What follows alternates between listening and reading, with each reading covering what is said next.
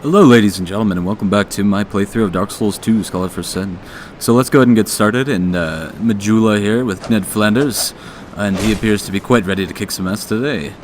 Alright, so I believe that we have an item over here to the left, so I'm just going to go ahead and grab that real quick. And we are in Majula. Majula is basically the home base for Dark Souls 2, Scholar for Sin and Dark Souls 2 of course.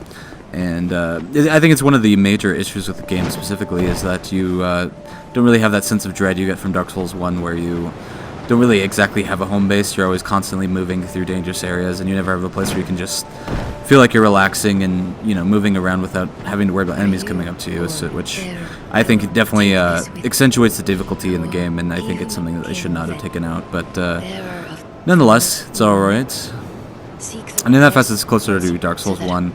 I think Dark Souls 2 does it worse in the facet that Demon Souls had a home base, but it was separated from the different lands and areas where the enemies were. So you feel like you're in a completely different new area rather than something that's a home base, but it's also tied to pretty much all the areas of the game, more or less. And I honestly feel like it takes away from the game quite a bit. But nonetheless, let's go ahead and see what we got here.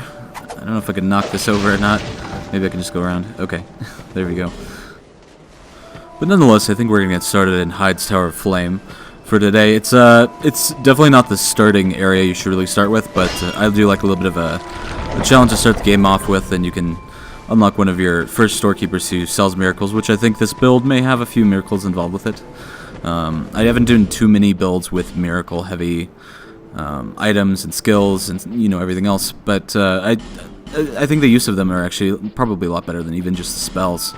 And pyromancy is one of those skills that you have in this game where it works really well, and you don't really have to put stats towards it, so you can use it pretty much with every character build, which I do like quite a bit. But yeah, I'm thinking miracle build with a little bit of dexterity, and I tend to go with a little bit more strength and endurance, so I can kind of carry a few more of those heavier items and heavier armor and everything else.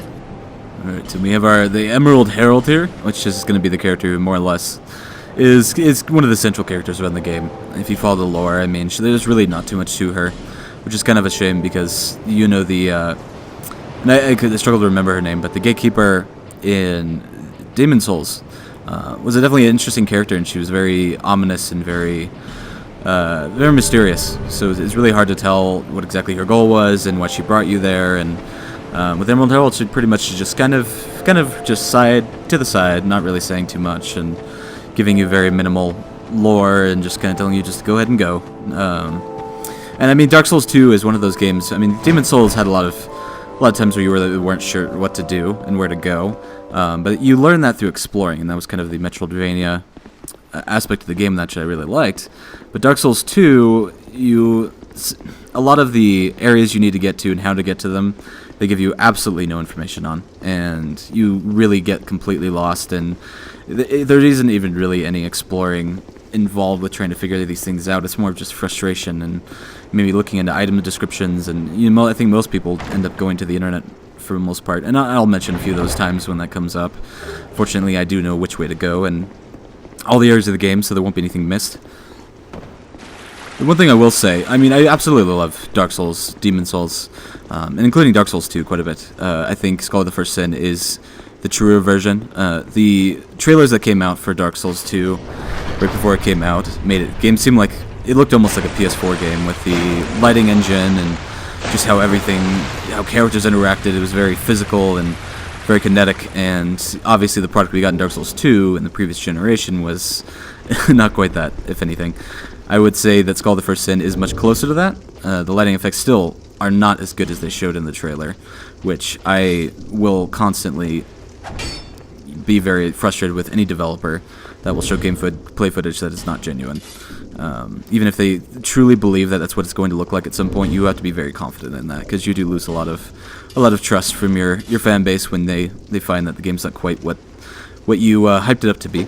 But nonetheless, the one issue I do have with Dark Souls 2 that is most consistent for me would be the layout of the areas, and you'll see here in just a second as I go up the stairs.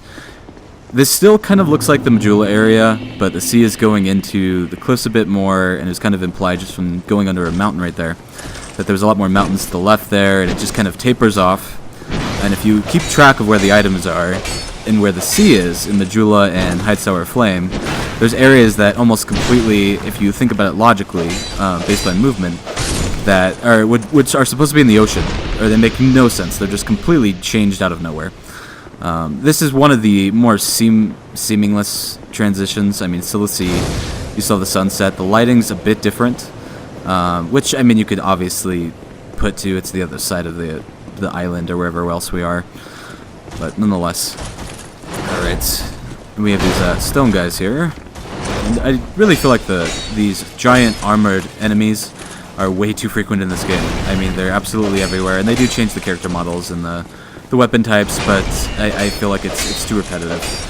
One thing I do like about Demon Souls and Dark Souls is the variance in enemy types was absolutely amazing.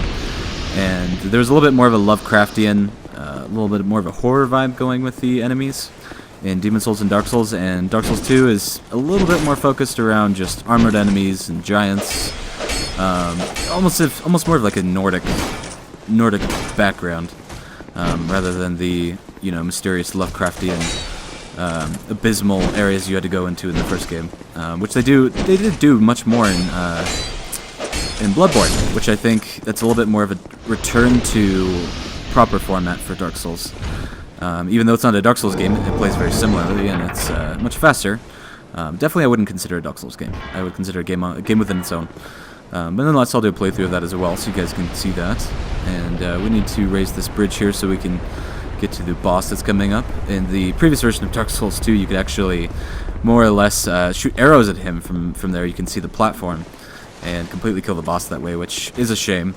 There was a dragon in Dark Souls 1 that you could kill with bow and arrows, and actually if you can cut off its tail, you could get this kick-ass weapon, which kind of made the game a bit too easy to get that early, but oh jeez. Paying attention to talking, got my first death. Oh well. We'll get right back into the action. No worries, I'll be right back there. Okay, so now we're finally hollowed, so this is Zombie Flanders. And let's just hope Homer doesn't come around the corner with the shotgun and mistake him for normal Flanders. But nonetheless. Alright, so these enemy types are really easy to attack around. I mean, basically just sticking to their backs. With any sword enemy or weapon-wielding enemy, they always have kind of a horizontal or diagonal attack formation that they use. And if you keep track of where the arcs are and where the arms are kind of moving around, you get a good idea of what the attack radius is, and you can kind of always kind of guess where you'll need to stand behind the enemies to be out of their attack radius. And there will be sometimes when the enemies will swing their weapon a little bit further back on the backswing, and they will still hit you. So that's something to always keep track of as well. But I think that's one thing that you kind of subconsciously do when playing Dark Souls is you're really just watching these enemies and dissecting them and keeping a good eye out on what they're doing and how they're doing it, so you can kind of exploit it the best. Which it's kind of that analytical viewpoint that you take when playing the game that I really love. It's very strategic. It's very almost more action oriented, because if you have to put strategy into the actions that you're making, it makes the actions feel a lot more potent, in my opinion. So that's one thing that Dark Souls, Demon Souls, Bloodborne, they all do very well. And that's why I keep coming back to the games, I think, for the most part. Other than the, obviously, great level design, great character designs. Dark Souls 2 is still, it's more or less kind of feels like it's imitating Dark Souls, more or less trying to add a few new things, but be as true to that as possible. And for the second game, usually the third game is when, game publishers tend to want to put a little bit more effort into making the game more unique and more momentous, and the second game is always just going to be a little bit better than the first one. But I mean, here's to hoping that Dark Souls 3 is in the last game. I mean, Bloodborne 2, I'm not entirely sure is an option with Miyazaki, the creator of the series, but here's to hoping. I mean, they make so much money on these games, I can't see them stopping. But the boss is going to be right here, so let's just charge through and see if we can only aggro one of these guys. And so if I were to rank all the Dark Souls, Demon Souls, Bloodborne, all the games, I would put Dark Souls 2 probably at the bottom of my list of games. And don't get me wrong, it's actually still a really good game. I still love playing it. Dark Souls is always just really fun and enjoyable, and it's a great way to spend you know, a day. Just trying to get through this specific area, and that addictive quality you get where you just kind of, you're not sure if you want to keep going on or if you want to stop where you are and, you know, kind of recuperate yourself. But you know, Dark Souls 2 is still a great game despite its faults. But I would put Dark Souls 1 actually right next to Dark Souls 2 as my second to least favorite, I guess you would say.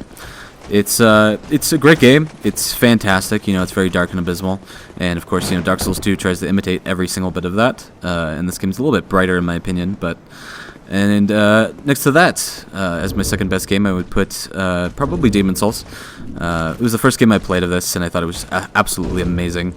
Real quick, I'm gonna try to point to this guy over here. Tell him just to go over there. Leave me alone, or not. Okay. But anyways, Dark Souls 1, I feel like. You know, it's just a fantastic game, and Demon's Souls is just completely different. It felt a lot more Japanese, if I put it this way. The monsters were a little bit more samurai oriented. They're a little bit more kind of that mystical Japanese folklore kind of oriented monsters, and then, you know, Dark Souls was a little bit more Western, a little bit more European in a way, if I were to describe it that way.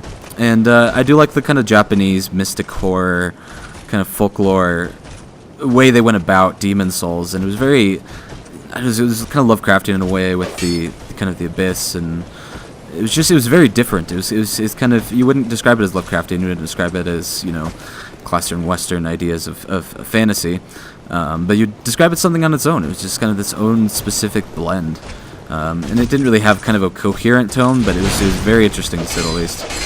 And of course at the top I put Bloodborne. I think Bloodborne is a fantastic game. Oddly enough, I wasn't expecting to enjoy it. When I heard about it, I was kind of apprehensive about it because I didn't want them to be, you know, concentrating on a completely new IP and taking away from Dark Souls if they're going to do something completely different. And then I slowly found out it's more or less the same, but a little bit faster. And once I started to hear that they were going to... Yeah, this isn't doing too much shielding. But anyways, once I found out that they were going to make the gameplay a little bit faster but the same, it definitely intrigued me, because they're, you know, trying to do something new and trying to do something kind of ballsy, because, you know, you have all these people who absolutely love what you've done and you haven't done much of it, and you suddenly decide to completely change what you're going to do and change the gameplay style. It's a bold move, and I do really love the kind of London-esque architecture in the game, and you kind of felt like you were in this kind of really odd, you know, like almost castle in the sky sort of thing with kind of that, you know, London, you know, European architecture and everything else. And of course, you know, the guns I was really worried about. I was worried that you could just spam them to attack enemies and everything would be distance, but it really wasn't. I mean, they're just pretty much they almost operate like a shield in a weird way, how they shoot and how you can kind of make an enemy get staggered, so you can move up to them and attack them real quick, which is very similar to kind of a riposte you do with a shield. So I found that very, very interesting. I'm really happy they did it, and just, you know, shooting enemies to aggro them is great because it saves a lot of time as well. But we have one more stone giant here, and we'll go to our boss, and unfortunately probably not too different. I know it's not too different, but you'll see. But yeah, Bloodborne, great game. I would absolutely recommend playing it. I feel very sad for PC owners who haven't gotten to play it. Xbox One, whatever. I'm not too much of a Microsoft fan, but, you know, I do feel like PC players deserve to play Dark Souls. I think it's definitely it feels a lot like a PC game. I know it doesn't play too well on a PC, but it's still, you know, I feel bad in that facet. But I'm sure they will at some point. Pretty soon, in probably the next half year or so. Presumably announced in the next E3. Here we go. Alright. So yeah, pretty much, you know, kind of like a bronze version of these stone guys we've been fighting. You know, he has a lance and everything, but more or less the same. Probably one of the easier bosses in the game, and you actually will see this guy as a normal enemy later in the game, which is one great thing that only really would exist in a Metroidvania type of game, is that, you know, you fight a boss, and then throughout the game you just like suddenly see the boss is just a normal enemy you have to fight, and it's really, it makes you feel like you've really gone a long way in the game. Makes you feel like you've progressed, and also makes you feel like, you know, they're stepping up their game. They're actually putting bosses in as enemies now that, you know, the game's getting so difficult. So that's one great thing that the Metroidvania platform will always sort of give you. And kind of worried about my sword right now. It's kind of at risk to break during the boss battle, which is kind of the worst way to die in boss battles, and it will happen in a lot of these boss battles with shit. Okay, with you know, high armor, you know, that you don't really do much stagger with. So let's see if I can get into the item menu. Let's heal up first. See if I can get to the item menu while he's in a riposte there. Okay, great. That was so seamless. Yeah, always good to have an extra weapon in one of your slots, but in the early game you can get encumbered really quickly with that, so I tend to avoid it. But here's to hoping we actually get this boss battle. I think I got it. Alright, damn it. I was just close enough to miss it, just close enough to be hit. Let's see here.